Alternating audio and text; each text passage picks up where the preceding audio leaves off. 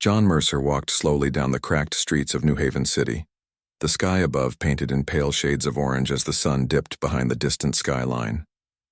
The city had grown quieter over the past few years. Empty buildings, broken signs, and abandoned cars gave it a hollow feeling. Life had become a struggle for many, including John. He had once known happiness. He had a wife, Elise, who could light up any room with her laugh. But she had been gone for 3 years now, and every day felt heavier than the last. John worked long hours at a small drone factory on the edge of the city. The work was repetitive, and his co-workers were kind but distant. His life had turned into a cycle of sleep, work, and silent dinners alone. As he walked past a row of shuttered shops, John noticed movement near a dumpster. At first he thought it was just a stray animal scavenging for food. But then he saw the small figure of a woman crouched on the ground, surrounded by children. She had 5 of them, and they all looked tired and hungry. The woman raised her hand slightly, her eyes filled with a mix of fear and hope. "Please," she said softly, "anything you can spare. Food, water. We haven't eaten in 2 days." John stopped, his stomach tightening. He wanted to help. He always had deep down, even when grief made him feel numb. But he hesitated. His own supplies were low. He could barely afford to take care of himself. He shifted uncomfortably, feeling the weight of his indecision. The children watched him silently. There was the oldest boy, maybe 12, standing tall but tense. A little girl clung to her mother's side, her big brown eyes wide. The youngest, a toddler with a dirty face, held tightly to a small stuffed animal.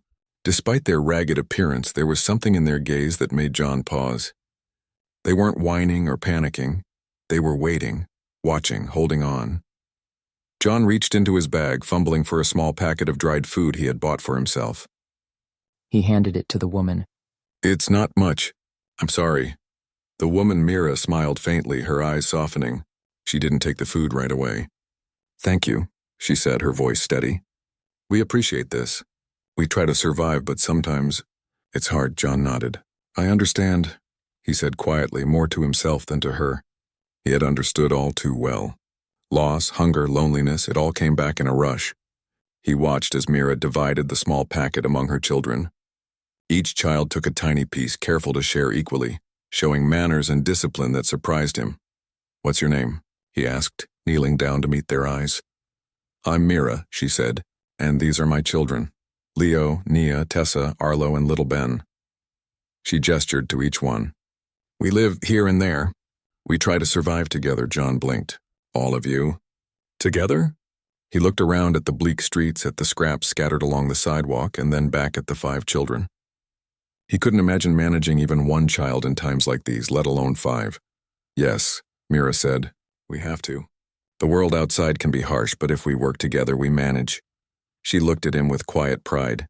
"We've learned how to find food, repair broken things, and stay safe. Each of us has a role." John tilted his head, curious. "A role?" The children nodded. The oldest boy, Leo, stepped forward. "I fix small machines and electronics. I can make them work again." The little girl, Nia, held out a small bundle of herbs she had gathered. "I grow these for medicine and food." Tessa, the 3rd child, carried a notebook filled with maps and notes. "I find safe places to sleep and plan routes." Arlo, the 4th, smiled shyly. "I help with carrying and cleaning. I learn from everyone." Little Ben waved his tiny hand, holding his stuffed toy. "I help by cheering everyone up." John laughed softly. Despite his exhaustion and sorrow, something inside him stirred. He had spent so long alone, buried in grief, and now he was seeing hope in these children. They were small, fragile, and hungry, yet they were resourceful, brave, and kind. You do all this by yourselves?" John asked, still amazed. Mira nodded. "We have to. There's no one else to help us. But we are happy. We look after each other and we survive." John felt a lump in his throat. He thought of Elise, of the warmth she had always brought to his life. He felt as though he had been wandering in darkness for too long. And here was this family living by courage and kindness, even in the hardest times. Would you like to see where we stay?" Mira asked suddenly. "It's not much, but it's safe. You'll understand." John hesitated. He didn't know what to expect. But something told him that this invitation was important, not just for the family, but for him too. Slowly he nodded. "Yes, I'd like to see." Mira led him down a narrow alley.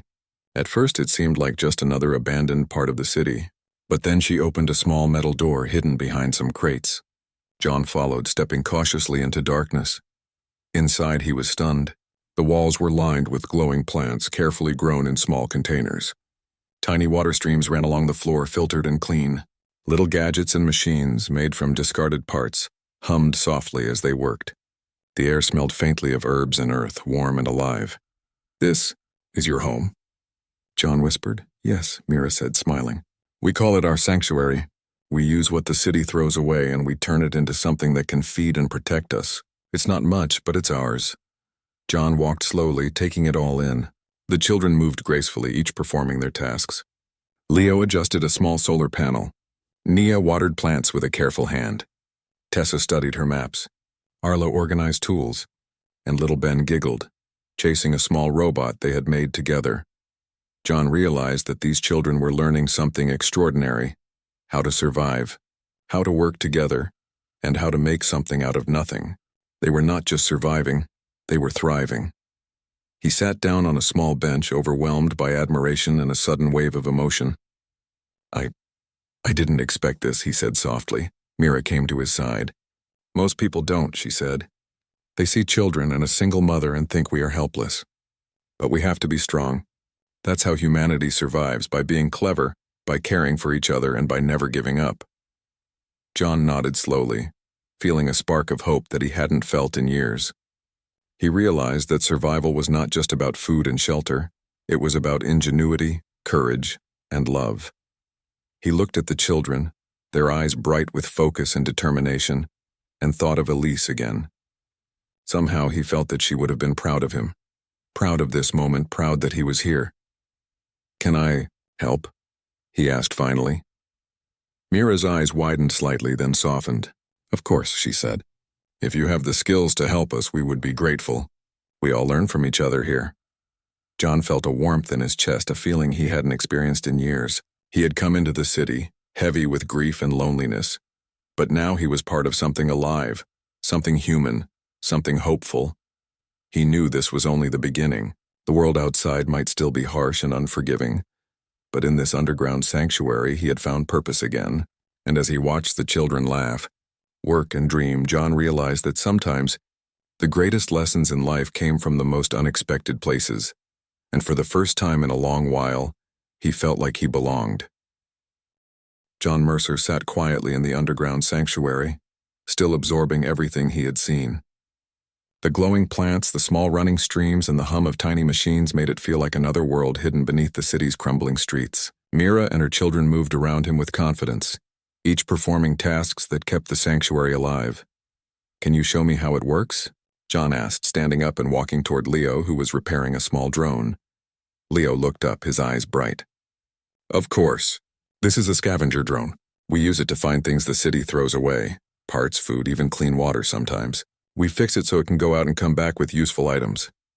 John leaned closer, impressed. "You built this yourself?" Leo nodded. "Well, we all help. Mira teaches us how to use tools safely, and I mostly fix broken motors and circuits." John smiled. He had spent years designing drones in a factory, but this was different. Here the machines were not just for profit, they were for survival. They had a purpose that went beyond money. Mira walked over, holding a small tray of herbs and seedlings. "These plants are our food and medicine," she explained. "We use what we can find and grow it in small containers. The city throws away a lot, but we can make something useful from it." John watched Nia carefully water the plants. Even the smallest sprout seemed important. Every drop of water, every hand movement mattered. John realized that life, even in a harsh world, could still flourish if cared for properly. "I think I can help," John said softly. "I know how to design machines that can recycle food, clean water, and even power things efficiently. Maybe we can combine my skills with yours." Mira's eyes lit up. "That would be amazing. We have ideas, but not enough knowledge to make them work." Over the next few days, John became part of the sanctuary's rhythm. He helped repair machines, designed small devices to purify water faster, and showed the children how to make a simple solar collector. Each task brought a sense of purpose he had not felt in years. The children were eager learners. Leo absorbed every mechanical tip John shared. Nia experimented with plants and nutrients. Tessa mapped out areas of the city for future scavenging, and Arlo learned how to organize and repair tools efficiently. Little Ben laughed and cheered for everyone, his joy contagious.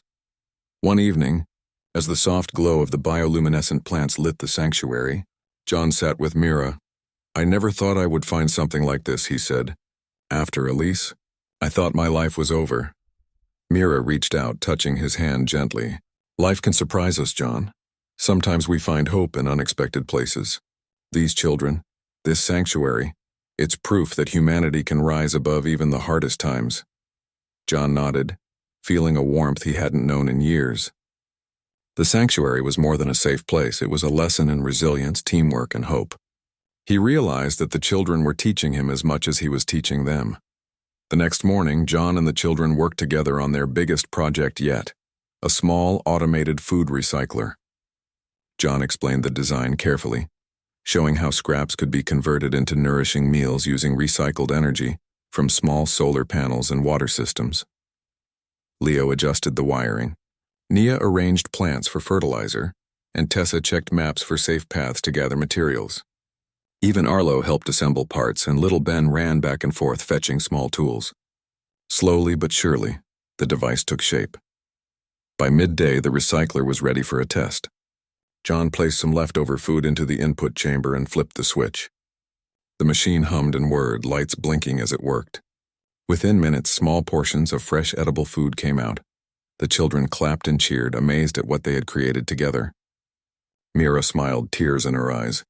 "Look at this," she whispered. "We can feed ourselves and maybe even others without waiting for scraps from the city." John watched the children eat their first real meal in days, their laughter filling the sanctuary. He felt a surge of pride and hope. This wasn't just survival, it was thriving. Humanity could be clever, kind, and strong, even in the toughest times. Over the following weeks, the sanctuary became a hub of creativity and learning. John taught the children how to repair old machinery, how to manage energy efficiently, and how to build simple tools. Mira taught them compassion, patience, and teamwork. Together, they made a life that was small but meaningful, full of learning and discovery. One day, while exploring a new section of the city for discarded supplies, John paused on a high ledge overlooking the streets. He saw people rushing by, some helping each other, others focused only on survival. He thought about the sanctuary below, where 5 children and a mother had shown him that humanity could shine brightest in the darkest places. Returning to the sanctuary, John found the children working on another small invention, a water purifier that could help not only their group but others in the city. Tessa explained the plan. Leo handled the mechanics, Nia arranged plant filters, and Arlo supervised the assembly. Little Ben ran around excitedly, helping wherever he could. John smiled, feeling a deep sense of belonging. He realized that human strength was not only in physical survival but in intelligence, cooperation, and compassion. Mira and the children had shown him that even in scarcity, humanity could be inventive, caring, and hopeful. That night, the sanctuary glowed with a soft, warm light. The children were asleep, exhausted but happy. Mira and John sat together quietly, listening to the gentle hum of machines and the trickle of water. "You've changed things here," Mira said softly. "Not just the machines. You've changed us, and maybe even me." John looked at her, feeling a calm he hadn't known in years. "You've changed me more than I can say," he replied. "I thought I was lost, but I see now that life is about more than surviving. It's about creating, helping, and building together. Humanity, it can be remarkable." Mira smiled and nodded. "Yes, and it starts small with courage, kindness, and determination. We all have something to teach and something to learn." John felt a sense of peace. He realized that while the city above was harsh and unforgiving, below the surface, hope and humanity thrived. The sanctuary had become more than a home. It was a symbol of what humans could achieve when they worked together, cared for each other, and refused to give up. The next morning, the children woke to find the food recycler fully functional. They eagerly filled their plates, the aroma of fresh meals filling the underground halls. John joined them, savoring the simple joy of shared food and laughter. As they ate, Tessa said excitedly, "We should try to help others too. If we can make more machines like this, more people can eat." Leo nodded. "We can do it. We just need more materials from the city." John smiled at their determination. "Then we'll do it together." We'll teach, build, and share what we know. Humanity is strongest when we lift each other up. Days turned into weeks, and their small sanctuary became a hub of hope. People from nearby streets who had nowhere else to go came to learn and help. The children taught them how to repair machines, grow plants, and conserve water. John guided them in designing simple, life-saving devices. Even in a world of scarcity and struggle, the sanctuary became proof that humanity could rise above challenges. Intelligence, creativity, kindness, and cooperation created a spark that no hardship could extinguish. One evening, as the sun set above the city, John looked around at Mira, the children, and the small group of people now working together. The underground walls glowed softly, machines hummed, and the sound of laughter filled the air. He realized that the shock he had felt when he first met Mira and her children was not in their need, but in their ability to teach him hope, resilience, and the true power of humanity. In that moment, John understood that humanity was not defined by hardship, but by how people responded to it. It was about courage, invention, care, and unity. And with that understanding, he felt ready to face the world above, confident that people could thrive even in the darkest of times. As he watched the children cheer over a small tray of fresh vegetables, he whispered to himself, This is what humanity is truly capable of. And for the first time in years, John felt truly alive, part of something greater than himself, a living example of human strength, hope, and ingenuity.